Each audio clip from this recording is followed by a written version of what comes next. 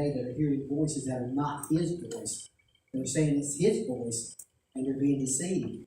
And I don't want us to be deceived. I want us to know the voice that we hear is His, and we walk that way. It's imperative in the day in which we're living. We all know and understand that God's return is imminent. If you know anything about the days in which we're living in wonderful and amazing times of prophetic prophecy being fulfilled. How blessed we are to be all. But here's the deal, guys. His responsibility, our responsibility, His called us to us. Okay, that's true. But we labor till the end. As the parable that He gave, they were working right to the end, and then they were snatched out. So here's the deal. Don't stop working. Okay, we're looking up at the eastern skies, and we're looking up and looking and waiting on Him to return. And here's the deal. Until He returns, let's work and labor until He gets here. Until He blows the trumpet, as Pastor Paul was saying a while ago. And we're so blessed that Sierra is playing. Yeah, there's no doubt. We all look and long for that. And I promise you, you won't miss it. As His child, when He blows the trumpet, you will not miss it. I promise you'll hear it. But until that time, work hard as you can possibly work. Here, for all of us, we have to learn how to hear the voice of God. Learn how to know the voice of God in our lives. For me, it started 46 years ago in a little church called Outreach for Christ. And Bladeburg will come out of all places. I know none of you, that's a hole in the wall, I promise you. They have about 500 people in that city, that's it. And so, but that night in January, the Lord spoke that was the night for me to be saved. And I wasn't looking for Him. I wasn't thinking of Him. I wasn't even considering Him. But He was considering me. And He was asking for an answer. And I had enough sense that night to say yes. And with that, I started to walk with Him and trying to learn to know His voice, to hear what He's saying to me. And in the same respect as I felt called to preach, or to minister, or to be a pastor, or anything else, because that's what He confirmed in my calling. You know, I'm 32 years old. I'm working a job. Pretty sure that's where I'm going to work. And Friday night in my living room in my house in Charlotte, which was the place I did most of my praying, the Lord spoke so clearly to me about being called to. He said, I want you to pastor. And I'm thinking, that is ridiculous. And so it took me 2 years to consider that, or to even concede to it. Because for 2 years I pushed it off. He kept speaking, and it kept being confirmed, and I'm thinking, that's not me. I'm fine doing all the other stuff, but forget that. But once I finally did, and one of the reasons was in the church I was going to at the time, they started a program there for people that felt called to ministry.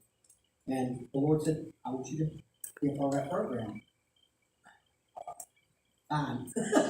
So I started that process, and with that, kind of helping, giving me the opportunity to share, but also giving me the opportunity to start Bible school and all.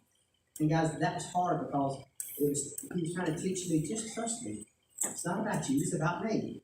And the one thing in my life in 46 years, when I mess up, the reason I mess up is because I think it's about me and not about Him. When I learn to lean on Him and trust in His strength, it works fine. I have to learn to lean on Him.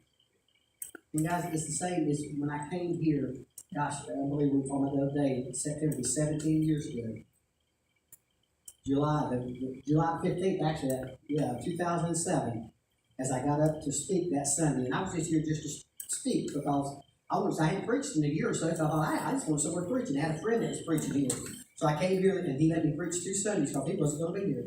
And the second Sunday that I got up to preach, the Lord spoke so clearly to me. He said, this is where I want you to pastor. And I thought, no.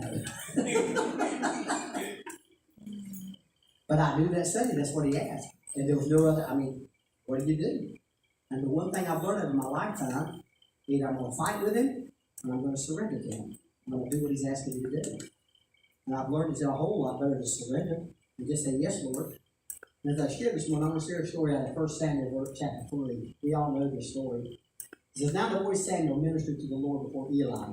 And the word of the Lord was rare in those days. There was no widespread revelation. I want you to remember that.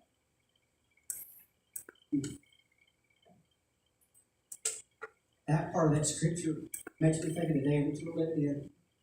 Guys, there's no widespread revelation. It wasn't because He wasn't speaking. It's because people wasn't listening. He's always speaking. He's always speaking to His children. They're willing to listen. And it came to pass at that time while Eli was lying down in his place, and when his eyes had begun to grow so dim that he could not see, and before the lamp of God went out into the tabernacle of the Lord, where the ark of God was, and while Samuel was lying down, that the Lord called Samuel, and he answered, Here am I. So he ran to Eli and said, Here am I, for you called me. And he said, I did not call, lie down again. And he went and lie down. Then the Lord called yet again, Samuel. So Samuel rose and went to Eli and said, Here am I, for you called me. He answered, I did not call, my son, lie down again. Now Samuel did not yet know the Lord, nor was the word of the Lord yet revealed to him. And the Lord called Samuel again the third time. So he arose and went to Eli and said, Here am I, you did call me, for you did call me. Then Eli perceived that the Lord had called the boy. Therefore Eli said to Samuel, Go lie down, and it shall be, if he calls you, that you must say, Speak, Lord, for your servant hears. So Samuel went and lied down in his place. Now the Lord came and stood and called as at other times, Samuel, Samuel. And Samuel answered, Speak, for your servant hears. There's no greater instruction than that. There's no greater response than that when the Lord speaks and says, Speak, Lord, for your servant's listening. That's what he's asking. Are you listening? Are you willing to listen? And when I speak, obey. There's nothing more important than, guys, I want you to understand that for this day. I don't want this to be a day like that day with no live revelation. For every one of us, I want us to be wanting and desiring for the Lord to reveal himself to us and to speak to us. And as he speaks, we do exactly what he's asking us to do. Because the world needs to hear the word. They need to hear the truth. You're hearing a lot of half-truths. You're hearing a lot of lies. But we need to speak the truth to them. And never be ashamed of the fact that it's the truth. That's what sets us free, is the truth. Well, he does that through us. We're the vessel. God, there's no other way he set this up. He's not going to shout out of heaven again. If he's going to shout through us. He's going to shout through his children. So we've got to be willing to be the ones that he can speak through, that he can work through. John 10:7 says, Then Jesus said to them again, Most surely I say to you, I am the door of the sheep. All who ever came before me are thieves and robbers, but the sheep did not hear them. I am the door. If anyone enters by me, he will be saved and will go in and out and find pasture. The thief does not come except to